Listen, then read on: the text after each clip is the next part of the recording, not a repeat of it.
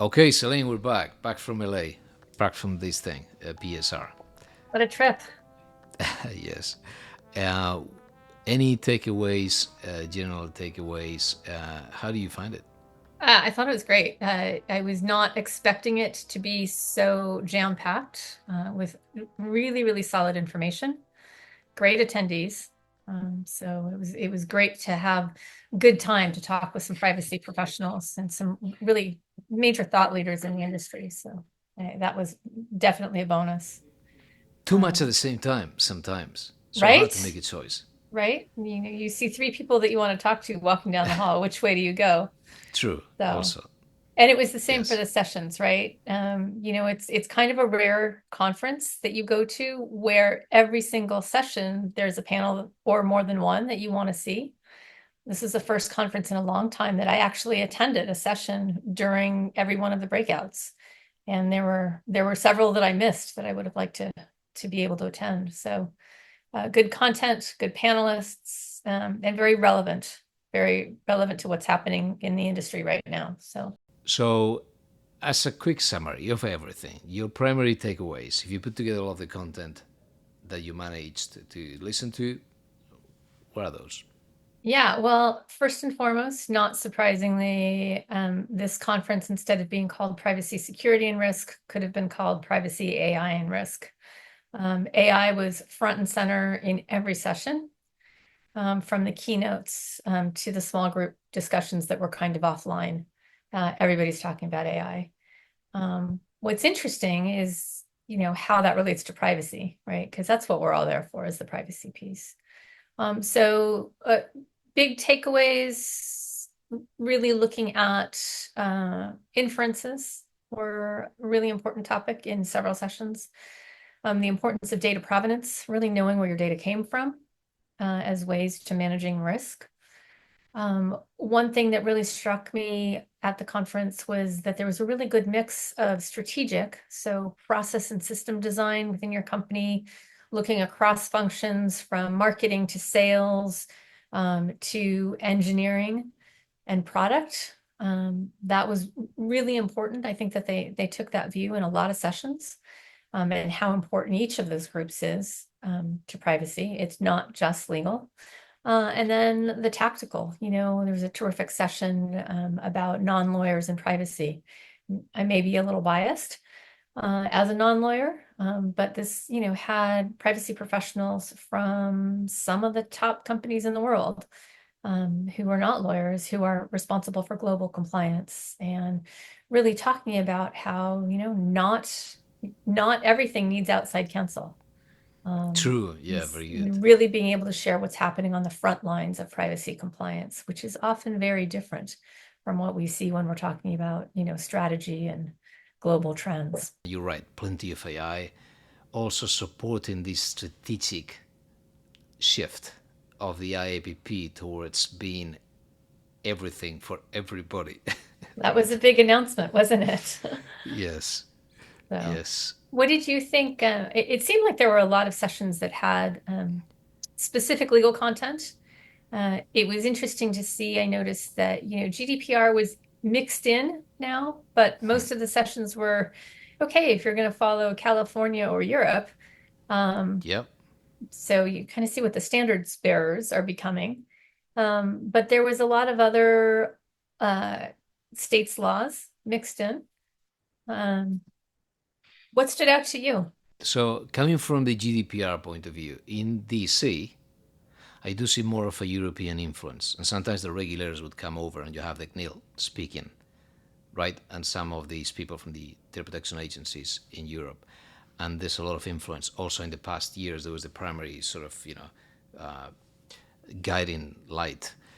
But you're right. The fact that it's in California and there's so many state comprehensive privacy laws, and then there's the data breach laws, it made it US centric, but still very sort of, very, very good, very deep in terms of legal coverage and so on. So to me, it was more informative.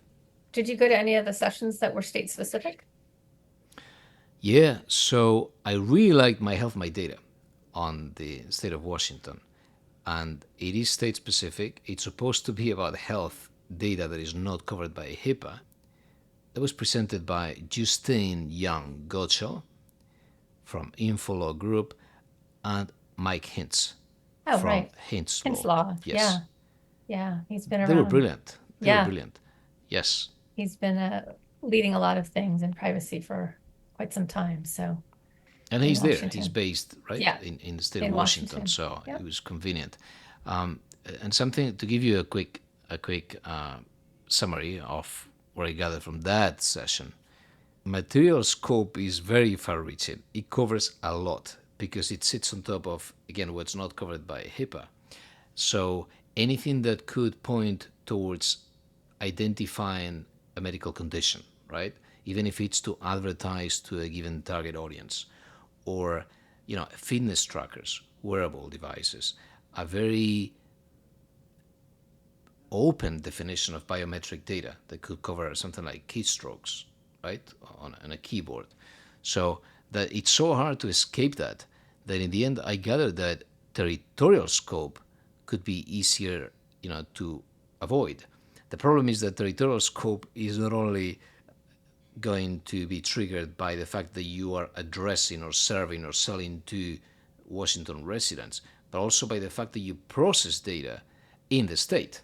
Right. And Azure and AWS and Amazon are based in the state of Washington. So what I gathered is that this is going to be sort of the opposite of data sovereignty, where you want to avoid servers using the cloud-based systems that are based in the state.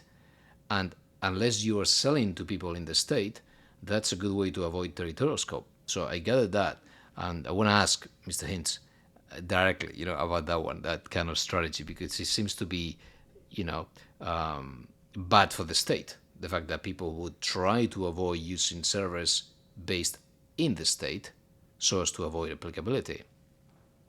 And then, if it is unavoidable, something else that I saw. So you selling to consumers in the state, and you cannot escape sort of the applicability of the law.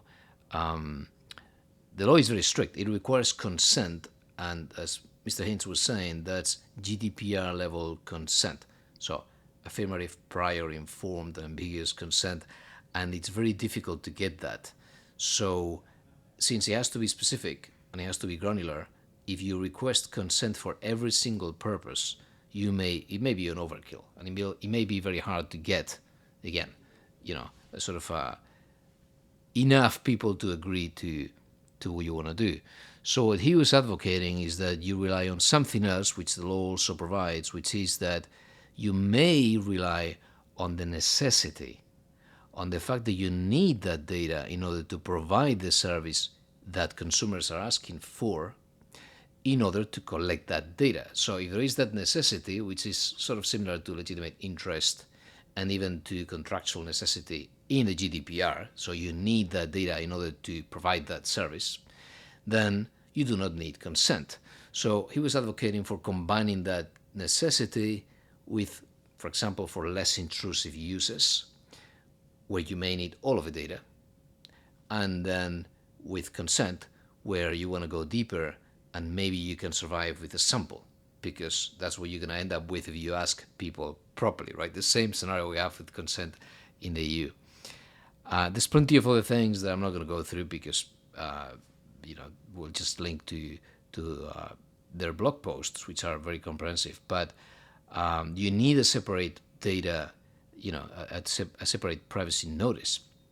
You need a specific consumer health data privacy notice. It's interesting that, that was one of the themes that I took away just overall, even if it wasn't mentioned per se in a particular session, the risk of having inferences, which is how, marketing and media have worked for a long time, right? So, and e-commerce.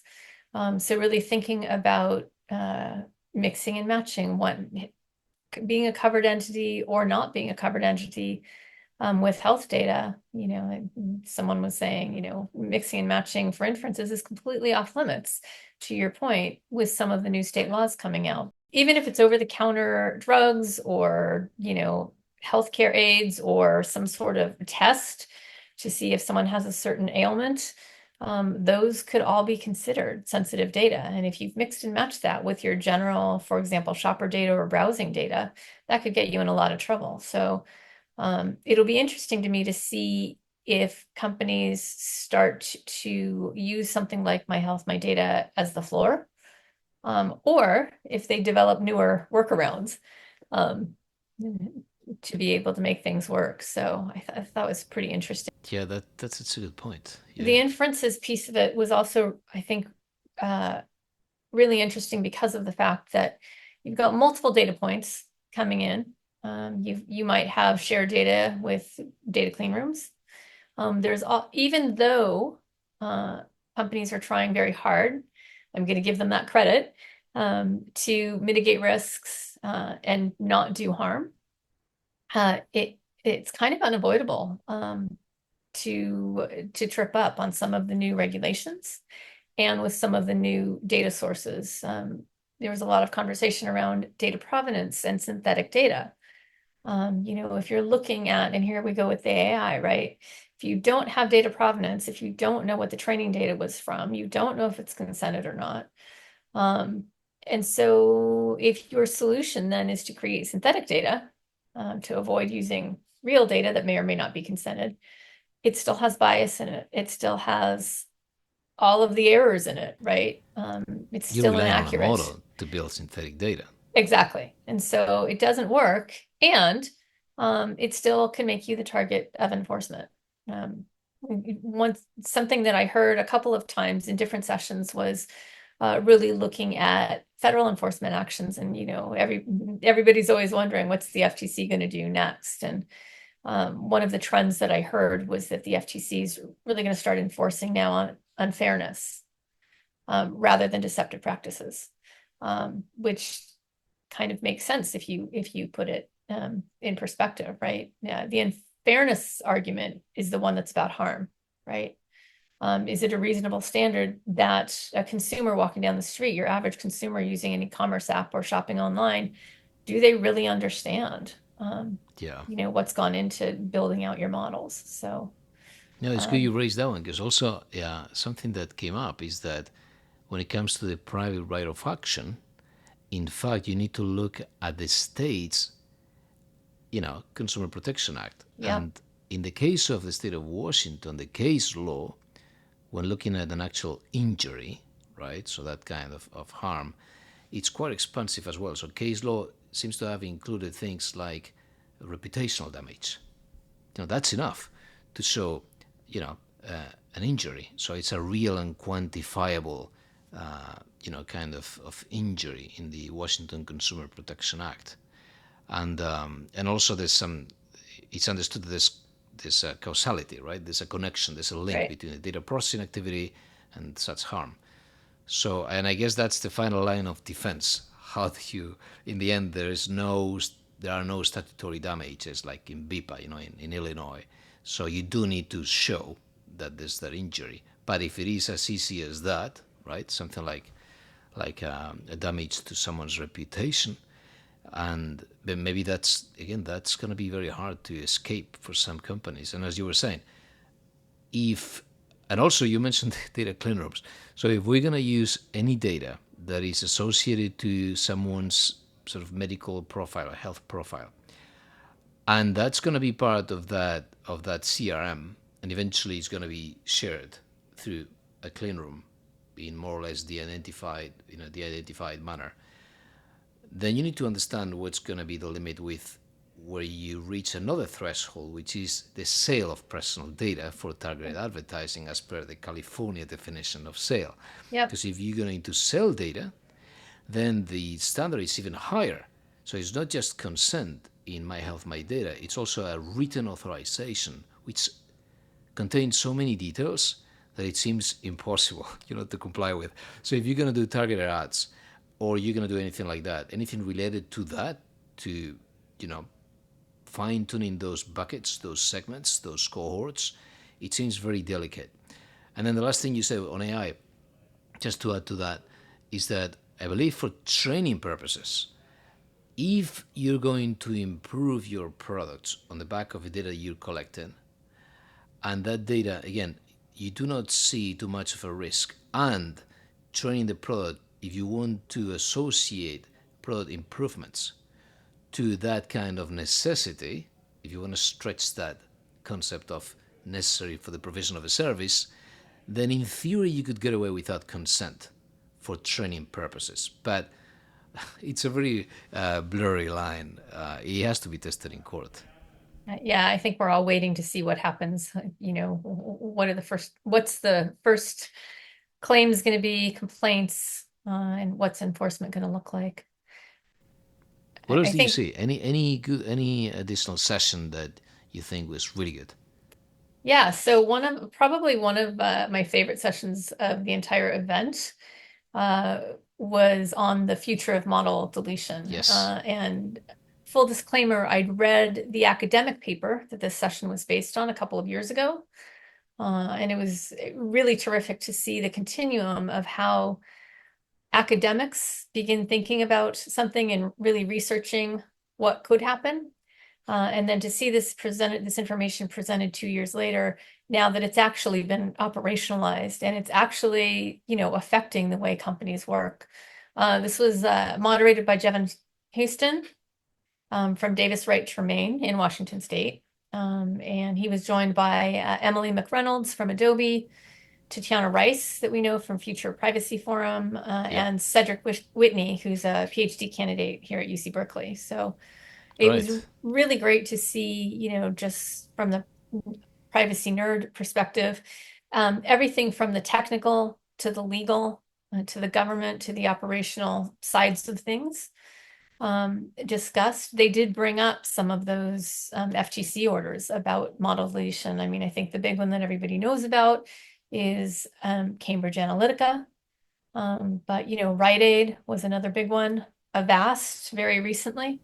Yep. And so, I know I was saying that I didn't see a lot of security um, in the conference in general, but the FTC is enforcing against privacy and security practices, and that was something that was pointed out in this section.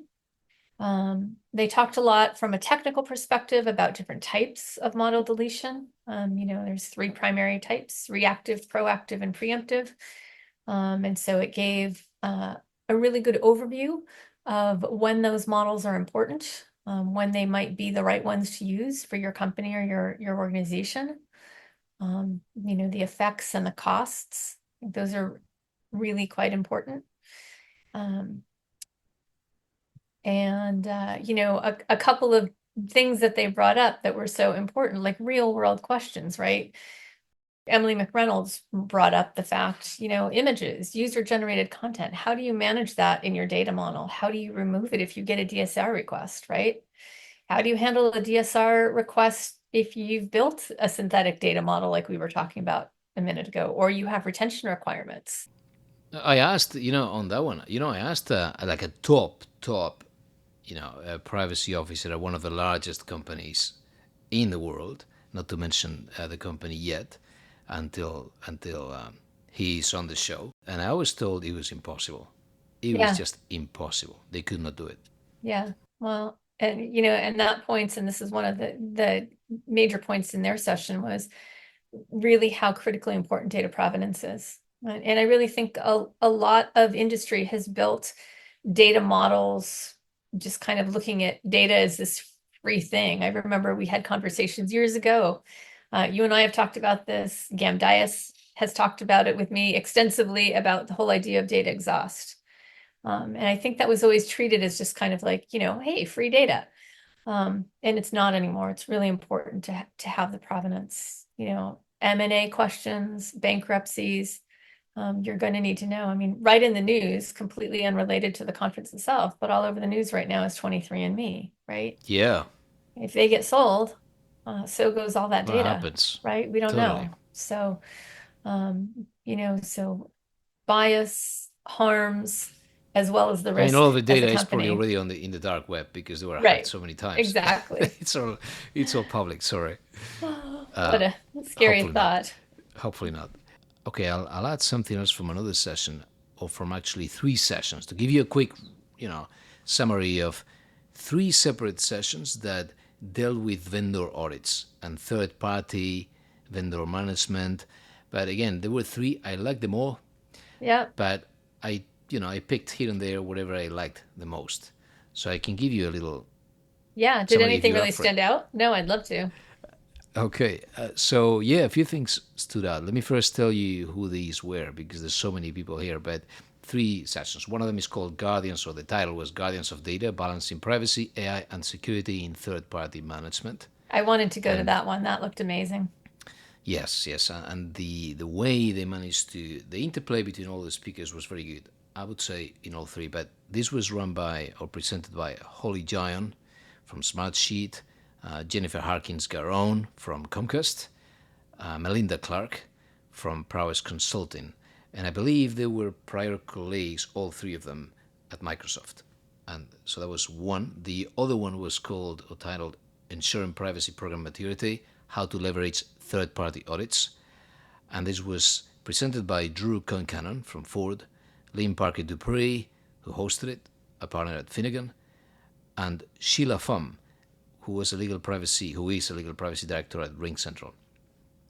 And the third one was titled Manage Supplier Risk, Shorten Your Procurement Cycle and Be a Hero to All. It's amazing how imaginary one has to get the titles, right, to entice people to join. Everybody wants to be a hero. Yes, and this was run by Peggy Eisenhower from Privacy and Information Management Services, Jonathan Fox from Cisco, and John Geberts, who is an off-counsel at DLA Piper. And so summarizing all three, and I would do it from the vendor's point of view, which is the one that I normally sympathize more with. So turning around some key pieces of advice that were actually geared towards the data controller. But from the vendor point of view, so a few things. First, regarding pre-contractual audits. So how do you vet? How do you make sure that you're dealing with the right people during the procurement process? So something that I heard is that controllers that are very advanced, like, for example, in the case of the first panel, they were referring to Microsoft, they will avoid questionnaires altogether. Instead of grilling you with more and more forms to fill out, they will simply send you to the list of requirements they publish on their website. And if you meet them, you may be in. If you don't, you're out. So no more questionnaires. Just look at our Pretty, website, make sure you comply with that, with all the items on the list. pretty cut and dry. Yes, yeah. Something that I very much liked is that people are looking at the actual practices of vendors, of data processors in the real world. So I may be claiming that I'm very privacy first, and my technology is privacy preserving, and everything I do is privacy by design, and my website is full of, claims boasting of how privacy, centric we are.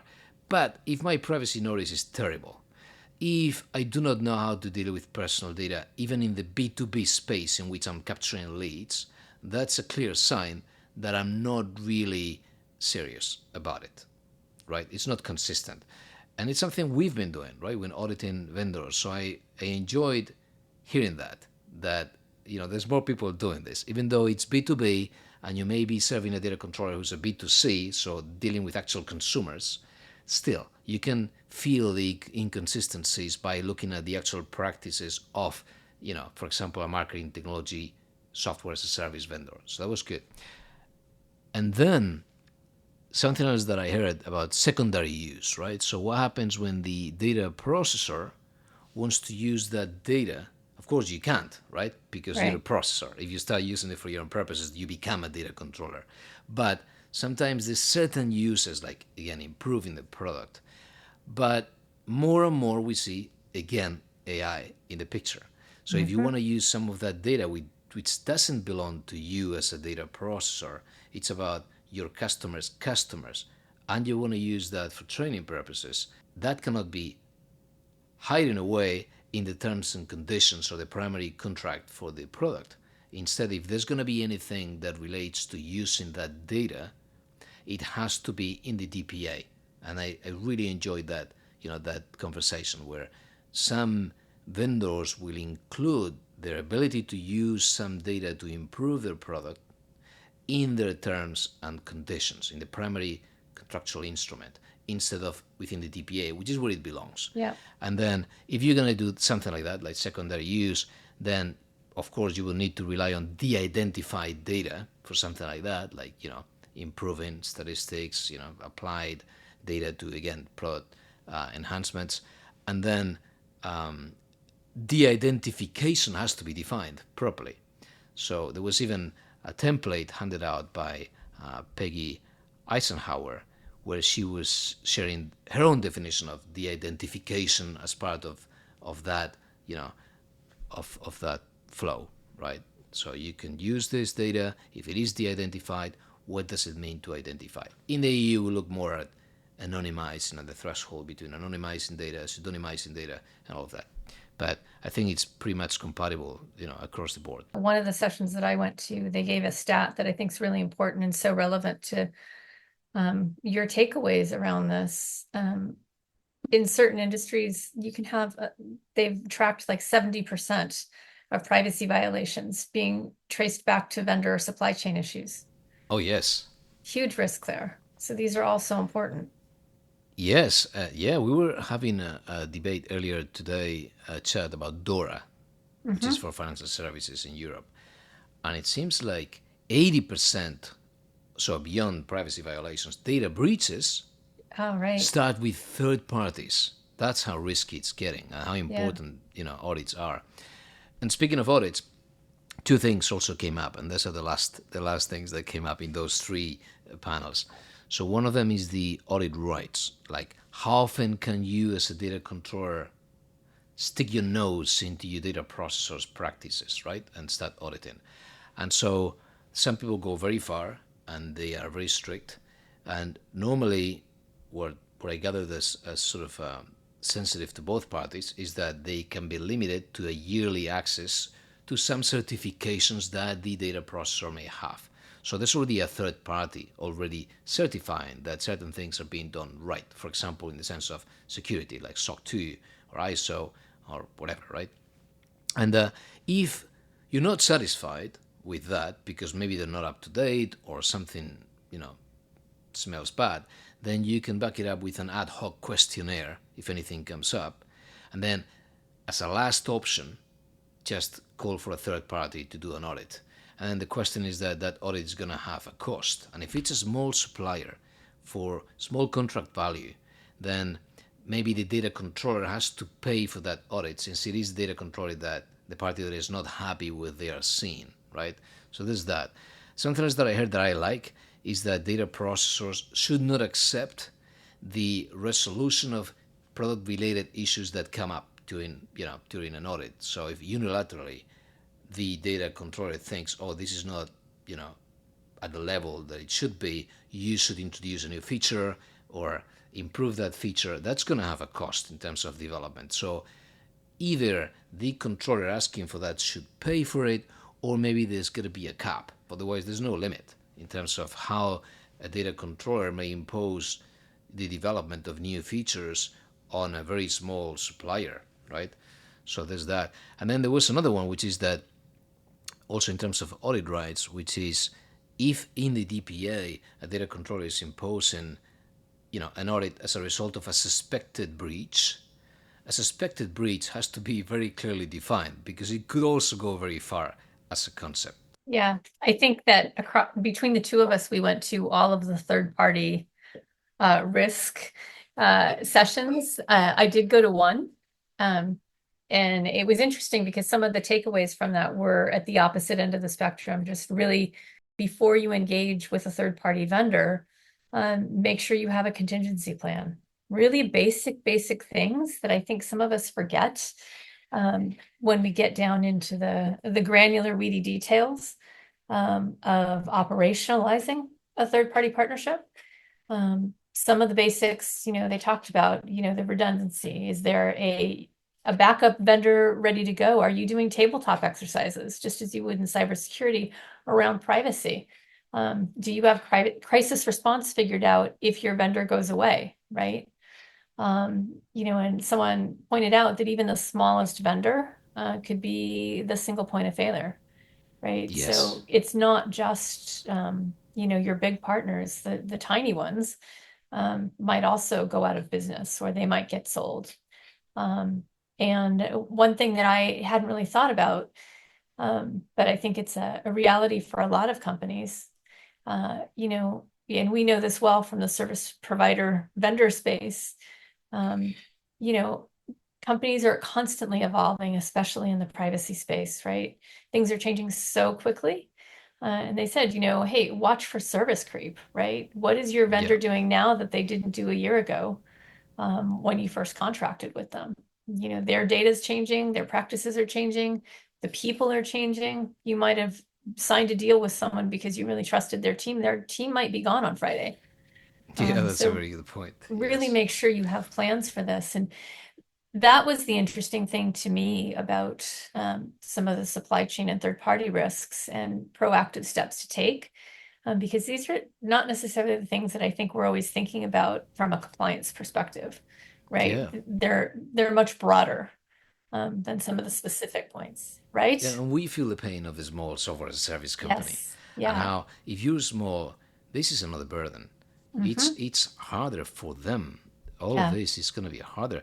Speaking of what you just saying, something that caught my attention is how one of the panelists was saying. So, talking on behalf of a data controller, saying that whenever there was a renewal date, right, for the subscription, there was a very good opportunity to open up the DPA again to Yes. renegotiate if anything was pending. So small companies these days, software service companies are under a lot of pressure. There's a lot of criticism that the whole idea they're built on lifetime value and CTV versus LTV, and the metrics are sort of being dismantled these days. They're under a lot of pressure in terms of the business model. If you on top of that you add now compliance Yeah. and their audits, there's gonna be a more scalable way for them to do this because I feel for them. I really do. After all of these sessions. A lot to think about. I'm glad I'm not on the Yes, buy side. yes.